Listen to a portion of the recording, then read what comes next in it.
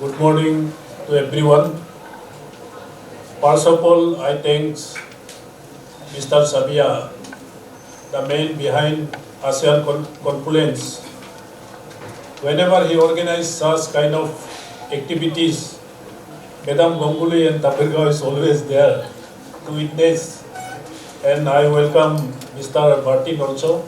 All the dignitaries, the learned who are behind this kind of projects, and scholars, diplomats are also present here. When politician speaks, it goes beyond the times. It's a natural, but I'll try to confine within the subject. The threat of China is not only from the river point of view. For your information, I am the co-convener in Indian Parliament for Tibet Coast.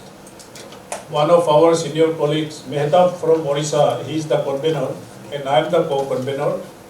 And the men who have given us these presentations, the Tibetologists, regularly I met him and we have the common share on it.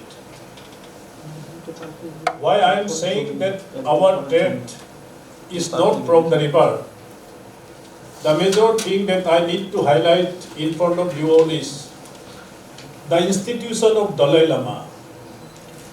The Tibetologist has also rightly pointed out how the demography is changing and will be changed in Tibet.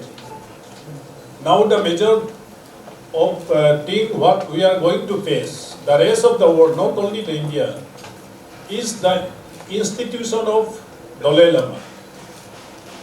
Now, His Holiness, the 14th Dalai Lama is 90 years old now, and within few years, he will give up his body.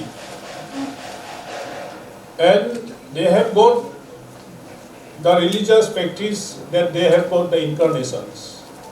And the 15th Dalai Lama will take birth after 14 Dalai Lama's death.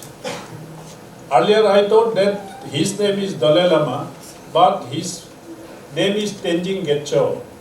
But Dalai Lama is an institution in Buddhism religions. Now you have a thought on it. The Communist Party of China has decided in 1959, when the 14th Dalai Lama entered India, they have decided that the 15th Dalai Lama will be select or elect or identified by the Communists of China only. Now the present situation is as such. We all are here, you are listening my voice.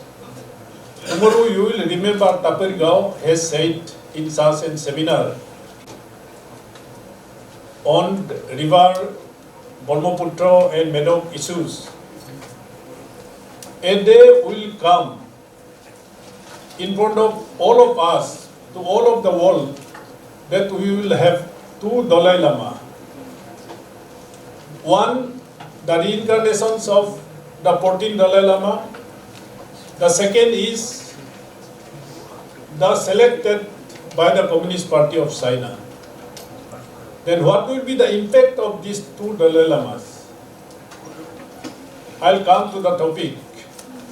The impact of these two Dalai Lamas, right from Arunachal, the Wallong, the tri-junctions of Myanmar and Tibet, China and India is Wallong. Wallong to Jammu and Kashmir, all the borders are inhabited by the Buddhists.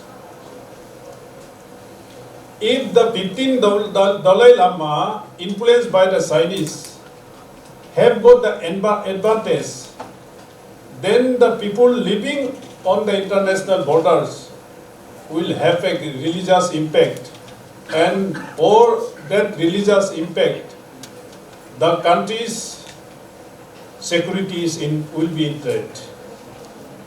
So it is our duty to decide, and the Government of India to decide whom we need to recognize it need to be planned right from now. And the demographic sense, I am co-convener, that's why I am very much involved in the demographic sense in Tibet. Now, the Tibetan children are not taught with their Buddhi language, not their Tibet language. Their children are forced to get educations the Mandarin, called Chinese language only. And the Chinese armies, businessmen, whosoever married Tibetans, they are giving land allotment inside Tibet. How the demographic sense is going on in Tibet, you can calculate now. And they can have religious practice with His Holiness photograph in their house. Rather, they have to fix Jinping's photograph in the entry, in their prayer hall, as such is so going on. Now come to the point.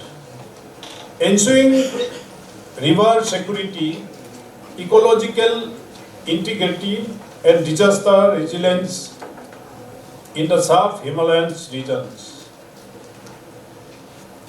Brahmaputra, the son of Burma, the only male river in India is Brahmaputra, Burma ka beta, and we have got another river in Myanmar is the Mekong River. These two rivers originated from the Tibet, and Brahmaputra originated from the Mansarovar, 60 kilometers down, Ansi glaciers.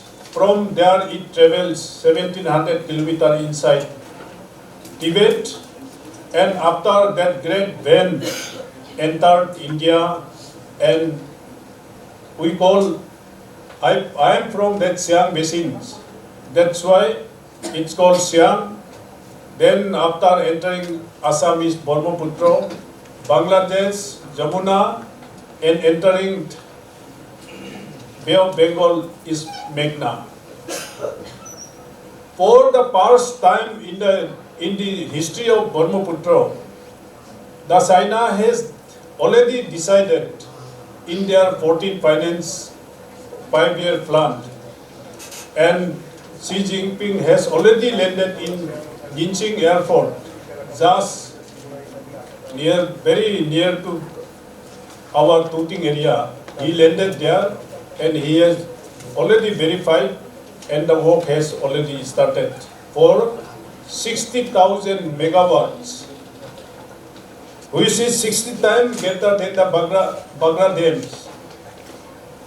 And what Tibetologists has already pointed out, if you go through the Googles, in Google Map, already they have constructed and constructing the tunnel through which they are going to divert the Yarlung Sampo water to Yellow River. China has only 3 major rivers in their country, and they are shortage of water, and they are looking Yarlung Sampo, the Brahmaputra water, to reach up to the Yellow River. They are going to benefit 60,000 megawatts, and their water potentiality will be developed in their country. And what next to India? The disaster will be as such. They have tested already in 2000. In 2000, the year 2000, they release maximum water what they can, and I have made a statement in Parliament in 17 Lok Sabha that China is not constructing dam, they are making water bomb. As on their desire, on year 2000, they have released huge volume of water, and from Tuting, that is the Tibet border, up to Pasigat, not to speak of RCC bridges, Not even a single hanging bridge has also escaped from their flood. And you might have seen the Pasigat airport. Pasigat airport was under 7 feet water.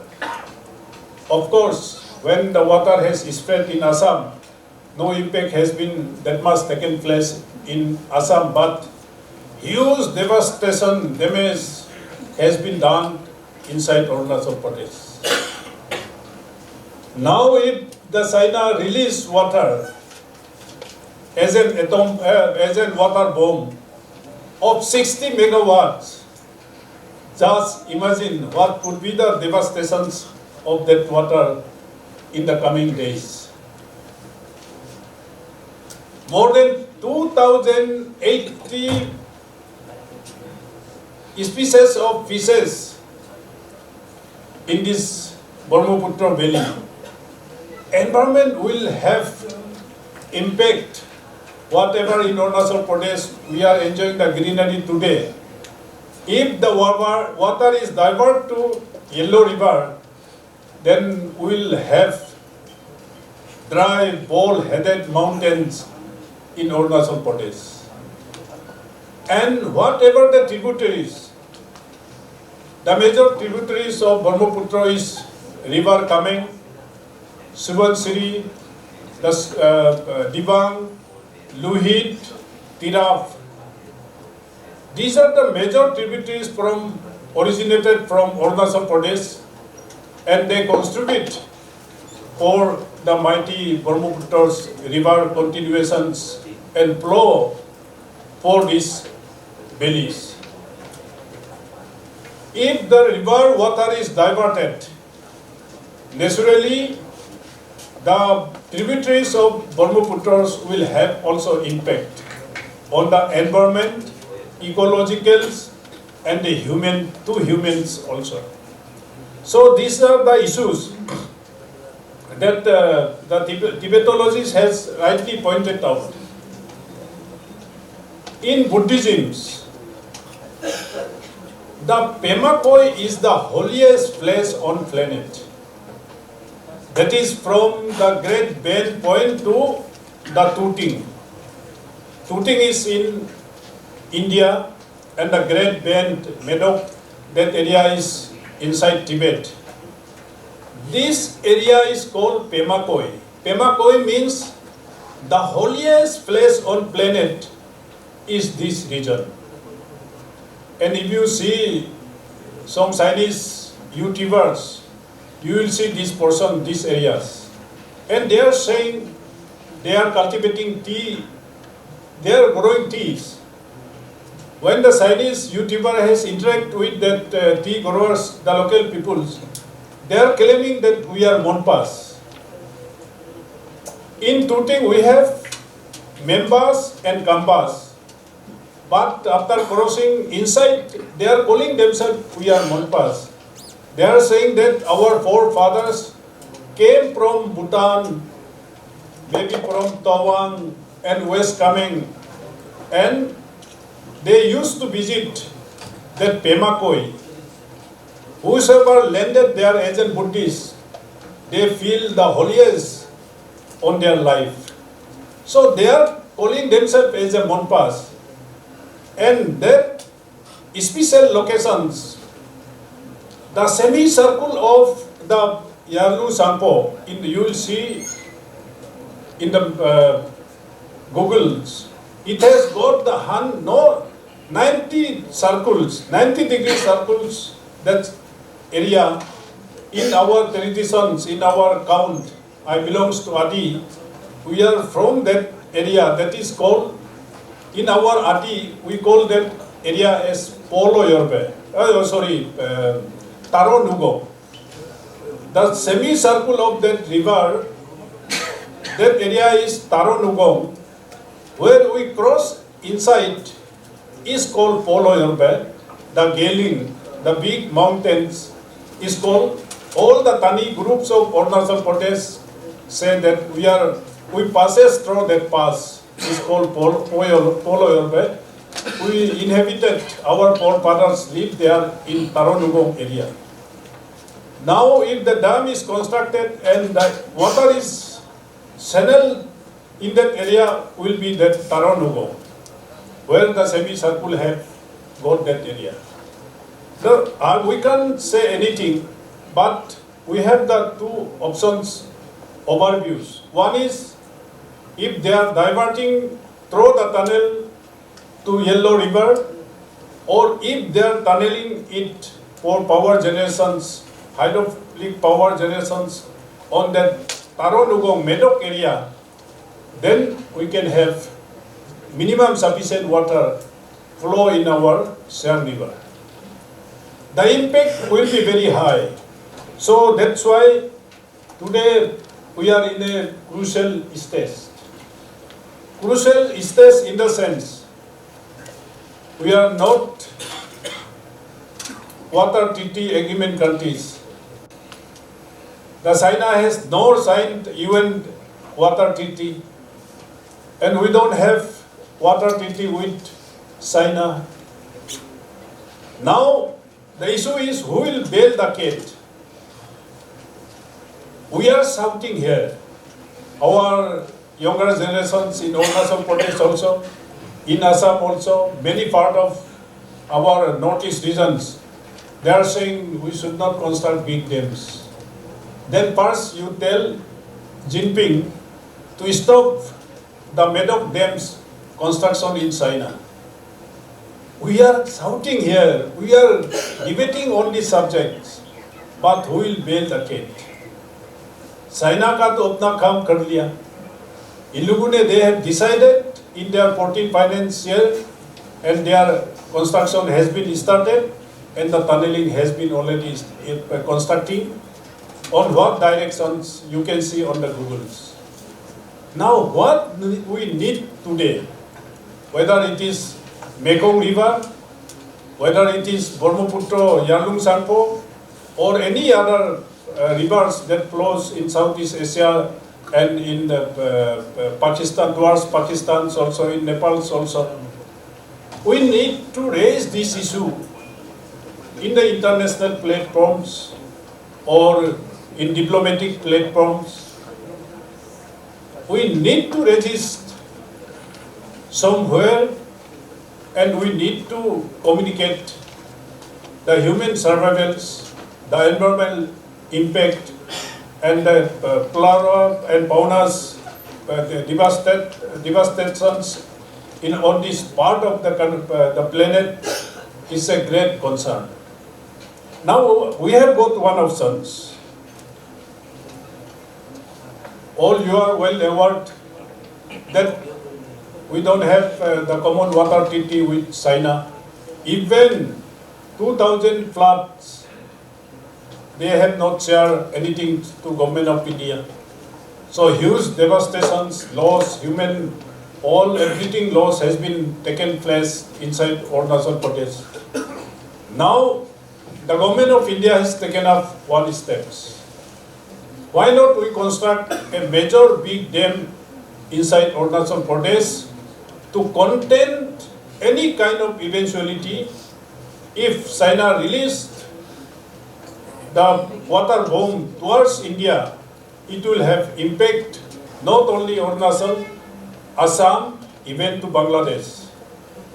The one remedies what our Prime Minister has told on it is, we can also construct a dam on River Siam so that contain the water volume if China released as a water bomb.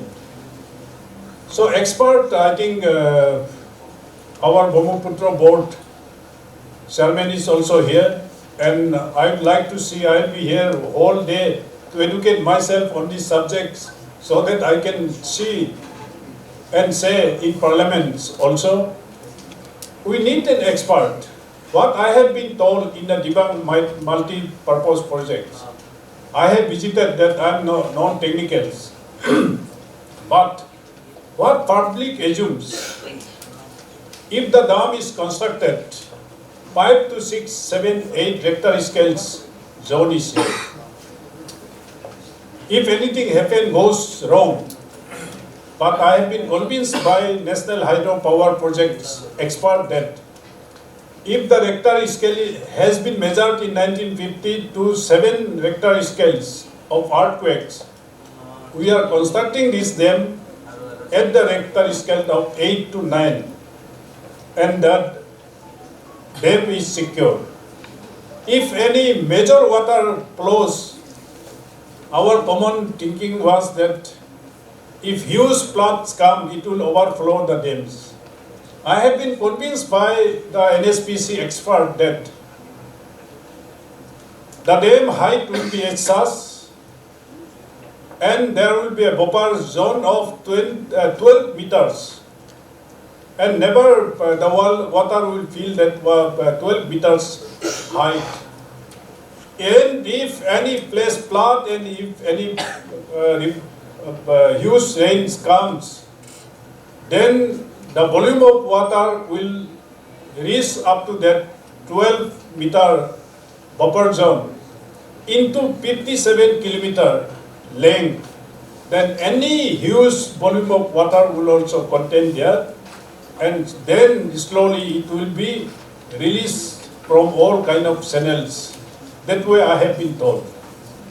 And if suppose in Siang River, if the dam is constructed, if the publics are convinced, then that can be the one steps where we can resist the water volumes that if China release in one go, then they will have the buffer zone of 25 meters in height. The water will never fill there, and 25-meter height into 150 kilometers volume of water can be resisted there. That is one alternative that Government of India is working on it, and the expert and learned peoples, those who are present here, you need to put overview on it, what mechanisms we need to do on river Brahmaputra. What we say today, whether it is from Parliament, from Assembly, from the public forums, the China Jinping is not going to listen our voice, and he will do what he has planned. And one sentence has been clearly written here, that can he be trusted? What he said in front of the world, he never act accordingly. And what he is going to do, he never say anything in the public and the world forum. That is a mechanism that we need to think about it. So without taking much time, I have placed these two options. What we need to do is raise the voice, but Jinping will not hear. What mechanism we can do is, can we have big dams to contain the repulse, the water place flood of Chinese water bomb, if it can be worked out, seeing the environmental effect, seeing the human impact, studying in details of all these mechanisms, we can take up this issue, and that's why I have repeatedly said it's a very important topic that we need to continuously have in many public platforms. When you involve political leaders, it becomes political views.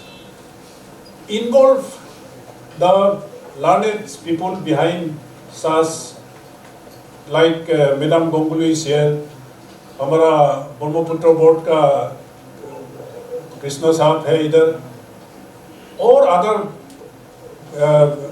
Nagaland का vice chancellor यहाँ है, some of whom I could not recognize.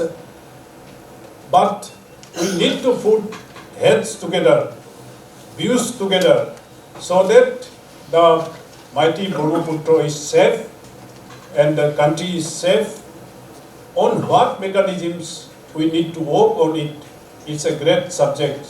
that we need to discuss today, and I will also hope that we will get good feedbacks, and this kind of Sabia will organize in many platforms, many forums we need to discuss, and without debate, without discussions, without having all vast knowledge, we can come to the conclusions.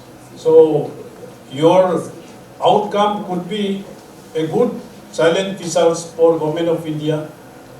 Your outcome could be good silent fishers for the Government of Arunachal Pradesh and Assam and even to Bangladesh also.